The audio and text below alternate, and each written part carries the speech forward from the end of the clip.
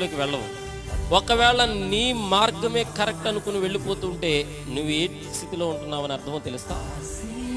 నువ్వు ఏ పరిస్థితిలో ఉంటున్నావని తెలుసా? గర్వం. పక్కోళ్ళు అలాగుంటే లేదు కానీ నేను ఉంటే వచ్చిందా? పక్కోళ్ళు తింటే లేదు కానీ తింటే వచ్చిందా?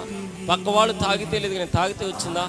వాళ్ళ పోతే లేదు పోతే వచ్చిందనే కొన్ని సందర్భాల్లో అహంకారపూరిత ఆలోచనలు మాటలు మాట్లాడుతూ ఉంటాం.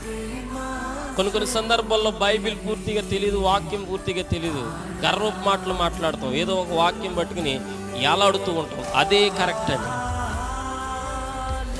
కరెక్ట్ అని ఏలాడుతూ ఉంటే దేవుడి యొక్క ఉద్దేశము నీకు అర్థమయ్యేలాగా దేవుడు ఒక సేవకుడి ద్వారా చెబుతూ ఉన్నా నీకు ఎక్కకపోతే, అది నీ మనసులో నాటకపోతే, నువ్వు ఏర్పాటు చేసుకున్న రూటు